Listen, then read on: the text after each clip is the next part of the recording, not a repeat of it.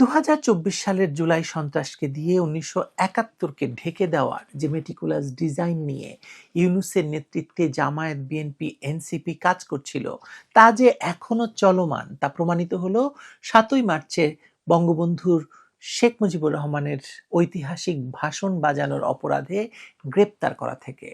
ইউনূস সরকারের অবৈধ শাসনামলে ভেঙে গুঁড়িয়ে দেওয়া ধানমন্ডি ৩২-এ শ্রদ্ধা জানাতে আসা ব্যক্তিদের গ্রেপ্তারের মধ্য দিয়ে প্রমাণিত হলো যে তারেক রহমানের সরকার আসলে ইউনূস সরকারের এক্সটেনশন। আপনাদের মনে থাকবে যে এই ভিডিও কলাম থেকেই একাধিকবার ভাগো আওয়ামী লীগ আসছে বলে ভিডিও করে প্রমাণ করেছিলাম যে ইউনূস আমলে বিএনপি, জামায়াত, এনসিপি কিভাবে আওয়ামী লীগের ভয়ে শঙ্কিত হয়ে দলটিকে নিষিদ্ধ ঘোষণা করে লাখ লাখ নেতাকর্মীকে জেলে দিয়ে জেলের ভেতর হত্যা করে জুলুম চালিয়েছে। এখন তারেক রহমানের এই বর্ধিত সরকার কাজটি করে যাচ্ছে।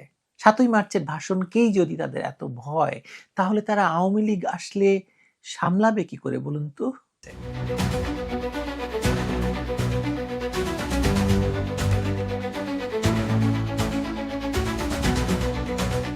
শাহবাগ থানার সামনে তোমাদের যা কিছু আছে তাই নিয়ে শত্রুর মোকাবেলা করতে হবে। ১৯৭১ সালের ৭ই মার্চ বঙ্গবন্ধুর বজ্রকণ্ঠের এই আহ্বান ধ্বনিত হতেই শুরু হয়ে যায় তাণ্ডব। ৩ জন তরুণ যারা শুধুমাত্র জাতির পিতার ঐতিহাসিক ভাষণ বাজিয়েছিলেন, তাদের গ্রেপ্তার করে কারাগারে পাঠানো হয়। একজনকে মারধর করে রক্তাক্ত করা হয়। এই দৃশ্যটি ২০২৪ সালের আগস্টে ক্ষমতা দখলের পর থেকে এখন পর্যন্ত বাংলাদেশের রাস্তাঘাটে ঘটা সবচেয়ে নিত্যনৈমিত্তিক দৃশ্য। একাধিকবার ঘটেছে। দেখতে দেখতে বাঙালির চোখ পচে গেছে। ইউনূস শুরু করেছিল, এখন তারেক রহমানের সরকারও তা অব্যাহত রেখেছে। ইউনূসের আমলে যারা এই নাটক করে আওয়ামী লীগকে গ্রেপ্তার, নির্যাতন করত, এখনো সেই বিএনপি, জামায়াত, এনসিপি মিলেই সেটি করছে।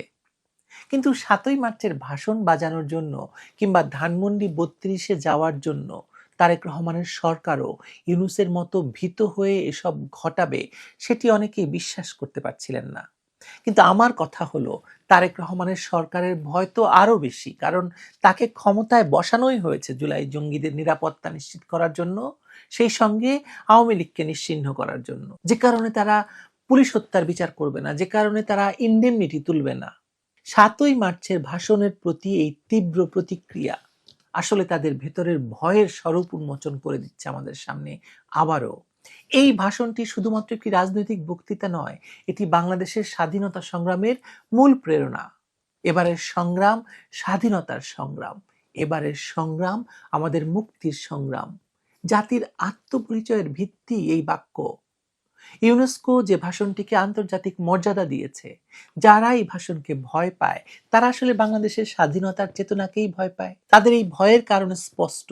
তারা জানে যে এই ভাষণের প্রতিটি শব্দ মানুষের মনে স্বাধীনতার চেতনা জাগিয়ে তোলে, মুক্তিযুদ্ধের আদর্শ পুনরুজ্জীবিত করে। অবৈধ নির্বাহী আদেশে আওয়ামী লীগকে নিষিদ্ধ করার পর থেকেই এই ভয়ের লক্ষণ প্রকাশ পাচ্ছিল। লক্ষ লক্ষ নেতাকর্মীকে গ্রেপ্তার, জেলের ভেতরে হত্যা, অফিস বাড়িঘর লুট ভাঙচুর, এসবই ছিল আওয়ামী লীগের প্রত্যাবর্তনের আশঙ্কায় তাদের প্রতিক্রিয়া। তারা জানে যে আওয়ামী লীগ বাংলাদেশের সবচেয়ে জনপ্রিয় রাজনৈতিক দল, যার শেকড় বাংলাদেশের মানুষের হৃদয়ের গভীরে পতিত। বিএনপি জামায়াত জোটের এই ভয় আসলে নিরর্থক নয়। সাম্প্রতিক ঘটনাবলী তাদের আশঙ্কাকে আরো তীব্র করেছে। নির্বাচনের পর আওয়ামী লীগের নেতাকর্মীরা বিভিন্ন জেলায় সক্রিয় হতে শুরু করেছেন। পঞ্চগড় থেকে শুরু করে চট্টগ্রাম পর্যন্ত 15টি জেলায় দলীয় অফিস খোলা হয়েছে, পতাকা উত্তোলন হয়েছে, মাতৃভাষা দিবসের কর্মসূচি পালিত হয়েছে। এসব ঘটনা প্রমাণ করে যে আওয়ামী লীগ আবারও মাঠে ফিরে আসার প্রস্তুতি নিচ্ছে বা ফিরে এসেছে। বিএনপি নেতাদের স্বীকারোক্তি প্রমাণ করে তাদের দুর্বল অবস্থান। নির্বাচনের আগে আওয়ামী লীগের ভোট পেতে তারা নানা প্রতিশ্রুতি দিয়েছিলেন। অনেক এলাকায় গোপনে আওয়ামী লীগের নেতাদের সাথে যোগাযোগ করে নির্বাচনের পর সুরক্ষার আশ্বাস দিয়েছিলেন। এই কৌশলগত আপোষ তাদের রাজনৈতিক দুর্বলতার প্রমাণ। শক্তিশালী রাজনৈতিক দল কখনো প্রতিপক্ষের কাছে এভাবে আত্মসমর্পণ করে না। তবে সবচেয়ে উদ্বেগজনক বিষয় হলো ইতিহাসকে অস্বীকার করার এই প্রচেষ্টা, প্রবণতা। ৭ই মার্চের ভাষণ বাংলাদেশের সংবিধানে স্বীকৃত, ইউনেস্কোর বিশ্ব ঐতিহ্যের অংশ। এই ভাষণ বাজানো অপরাধ নয়, এই ভাষণ তো নিষিদ্ধ নয়, কারণ এটি বাংলাদেশের রাষ্ট্রীয় ইতিহাসের অংশ, জাতীয় ইতিহাসের অংশ। যারা এই ভাষণকে নিষিদ্ধ করতে চায় তারা আসলে বাংলাদেশের মূল পরিচয়কে মুছে ফেলতে চায়।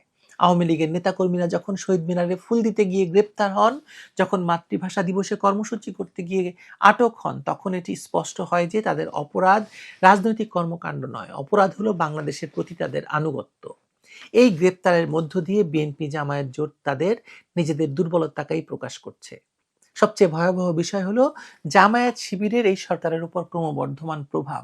নির্বাচনে জামায়াতের প্রার্থীরা জিতেছেন, মন্ত্রিসভায় তাদের প্রতিনিধিত্ব আছে, তারা তো বিরোধী দলেও আছেন, সংসদে তাদের মানে বিরাট বড় দল গেছে, জিতিয়ে নিয়ে যাওয়া হয়েছে।